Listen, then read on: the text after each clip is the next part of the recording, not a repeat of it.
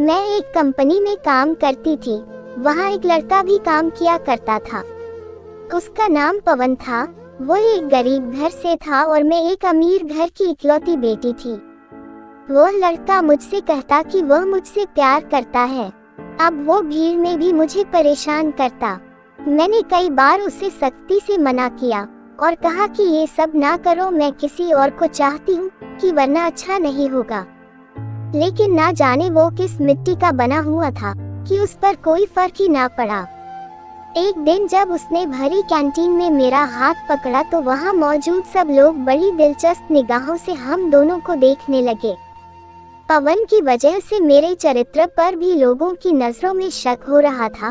वो मुझे जहाँ भी मिलता बस यही कहता कि मैं तुमसे प्यार करता हूँ और मैं इस सारे सिलसिले से तंग आ चुकी थी, क्योंकि मैं जिस लड़के से प्यार करती थी वह भी मेरी तरह एक बड़े घर का बेटा था।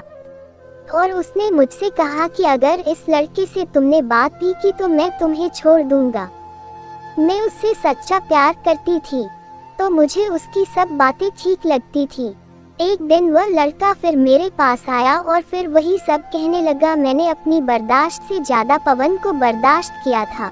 अब जबकि मेरी बर्दाश्त खत्म हुई तो मैंने एक उल्टे हाथ का जोरदार थप्पड़ उसके चेहरे पर मार दिया। पवन को शायद इस बात की उम्मीद नहीं थी कि मैं इतने भरे ऑफिस में यूं उसकी बेइज्जती करूंगी। पवन एक पतला और बहुत ज्यादा सुंदर लड़का था। जैसे ही मैंने उसे थप्पड़ मारा तो सारे ऑफिस के लोग उस पर हंसने लगे थे। उसकी सारी आशिकी मिनटों में हवा हो गई थी और वो उसी वक्त अपना बैग उठाए वहां से निकल गया। उस दिन के बाद से मैंने पवन को नहीं देखा था और आज जब मुझे उसका चेहरा देखने को मिला तो मेरे कदमों तले से जमीन निकल गई, क्योंकि वो मुझे पाने के लिए कुछ भी कर सकता था। मैंने ये सपने में भी नहीं सोचा था। पवन ने मेरा चेहरा देखा, मुस्कुराते हुए कहने लगा कि तुमने मेरे चेहरे पर सिर्फ एक थप्पड़ मारा था। अगर तुम मुझे जान से भी मार डालती तब भी मैं ऐसा ही करता। पवन सच ही कह रहा था। मुझे तो अपने आप से घिन आ रही थी। अगर पवन ये सब सबके सामने कर देता तो मैं किसी को मुंह दिखाने के लायक नहीं रहती। पवन खुद ही बताने लगा कि जिस दिन मैंने उसके चेहरे पर थप्पड़ मारा था वो उस दिन से सब कुछ सोच चुका था। वो किसी भी तरह मुझे पाना चाहता था। उसने उस दिन के बाद ऑफिस जाना छोड़ दिया था, क्योंकि वह जानता था कि अब हर रोज ऑफिस में उसका तमाशा बनेगा। पवन मुझे पाने के लिए बहुत ज्यादा परेशान रहता। उसने अपने दुबले पतले होने का बखूबी फायदा उठाया और गांव वाली औरतों की तरह का ढीला ढाला कपड़ा पहनकर खुद को दुपट्टे में छुपा लिया और उसने अपने आप को गूंगा साबित करा दिया। उसने हर बात का फायदा उठाते हुए हमारे घर में एक नौकरानी की जगह ले ली। मैं भी अपने काम में व्यस्त रहती थी कि अब इस गूंगी नौकरानी से क्या बात करूं। उसे अपना प्लान पूरा करने के लिए ज्यादा वक्त का इंतजार न करना पड़ा। उसे हमारे घर की देखभाल करते हुए हफ्ता भी न गुजरा था कि मेरे चाचा शहर से बाहर चले गए और मैं जिस लड़के को चाहती थी उसे मैंने अपने दोस्तों के साथ पार्टी के लिए बुलाया। वो शाम के वक्त अपने दोस्तों के साथ पार्टी के लिए आ गया। मैंने उस नौकरानी से कहकर अपने दोस्तों के लिए खाना बनवाया और हमने खूब जमकर पार्टी की। मेरा बॉयफ्रेंड मुझसे बियर पीने की जबरदस्ती करने लगा। मैंने मना कर दिया। फिर वो मेरे लिए एक जूस का गिलास भरकर लाया और कहने लगा, जूस तो तुम पी ही सकती हो। उसने जूस में नींद की दवा मिला रखी थी और मैंने जूस पी लिया और साथ ही मेरे घर के गार्ड्स को भी शरबत के नाम पर दवा मिला कर दी और वो सब बेहोश हो गए। और पवन जो मेरे घर नौकरानी बनकर रहता था वो मुझे उसके साथ नहीं देख सकता था, इसलिए वह खाना बनाकर घर की छत पर जा बैठा था। जब मैं अपने होश खो बैठी तो मेरा बॉयफ्रेंड और उसके दोस्त मुझे कमरे में ले जाने लगे और वह लोग आपस में बातें कर रहे थे कि बारी बारी से मजे लेंगे और यहाँ से चले जाएंगे। किसी को कुछ पता भी नहीं लगेगा। मुझे सुनाई तो दे रहा था लेकिन मुझ में आंखें खोलने की हिम्मत नहीं थी। वह मुझे कमरे में ले जाकर मेरे कपड़े उतारने लगे। उनमें से एक ने वीडियो बनाना शुरू कर दिया। मेरे बॉयफ्रेंड ने उसने अपने दुबले पतले होने का बखूबी फायदा उठाया और गांव वाली औरतों की तरह का ढीला ढाला कपड़ा पहनकर खुद को दुपट्टे में छुपा लिया और उसने अपने आप को गूंगा साबित करा दिया। उसने हर बात का फायदा उठाते हुए हमारे घर में एक नौकरानी की जगह ले ली। मैं भी अपने काम में व्यस्त रहती थी कि अब इस गूंगी नौकरानी से क्या बात करूं। उसे अपना प्लान पूरा करने के लिए ज्यादा वक्त का इंतजार न करना पड़ा।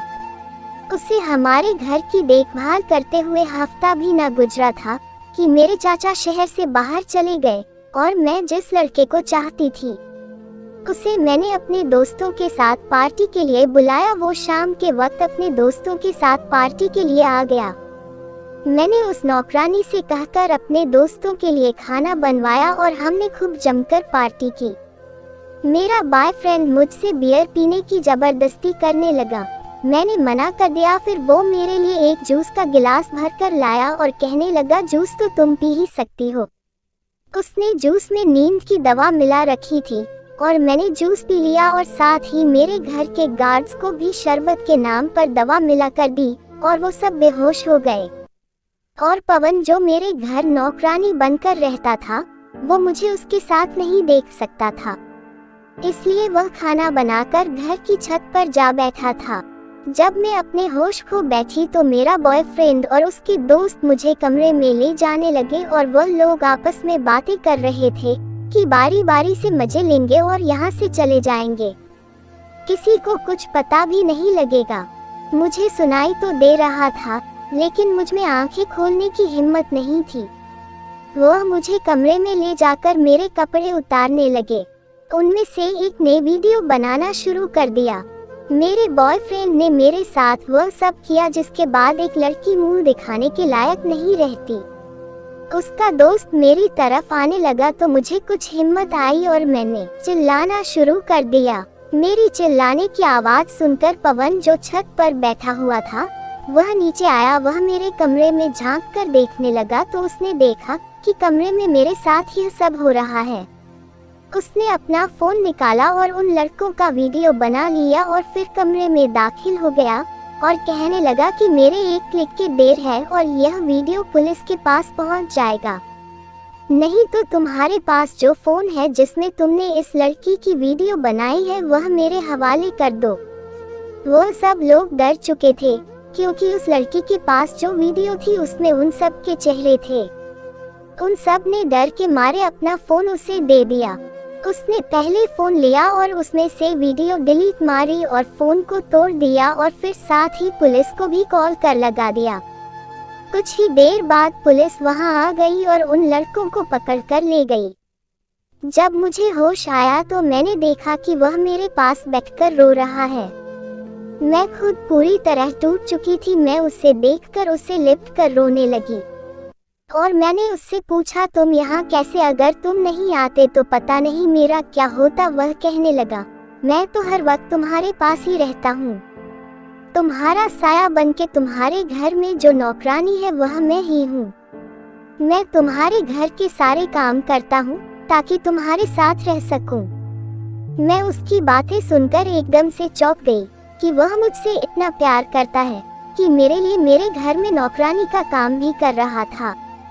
मैंने उससे कहा, लेकिन अब क्या फायदा, अब मेरे पास तुम्हें देने के लिए कुछ भी नहीं है। जो कुछ मेरे पास था सब मेरा लुट चुका है। तो वह कहने लगा, क्या मैं तुमसे अपनी आत्मा से प्यार करता हूँ, तुम्हारे तन से नहीं, तुम्हें अपनी आत्मा से चाहता हूँ। मेरी नज़र में तुम अब भी पवित्र हो और मैं तुमसे ही मरते दम तक प्यार करता रहूँगा। ये सुनते ही मैं रोने लगी और उसके गले से लग गई। जब मेरे चाचा घर वापस आए तो मैंने उनसे पवन से शादी करने के लिए कहा। चाचा, मैं शादी करूँगी तो सिर्फ पवन से ही करूँगी। तो मेरे चाचा भी मान गए क्योंकि वह मुझसे बहुत प्यार करते थे और उन्होंने मेरी और पवन की शादी करा दी और उसे अपने कारोबार में भी शामिल कर लिया। कहानी से सीख कि कभी किसी के सच्चे प्यार को अमीर गरीब की तराजू में ना तोले, क्योंकि जरूरी नहीं कि हर गरीब बस आपकी दौलत पाना चाहता हो और हर अमीर आपसे प्यार करता हो। अगर ये कहानी आपको अच्छी लगी हो तो वीडियो को लाइक और चैनल को सब्सक्राइब अवश्य करें।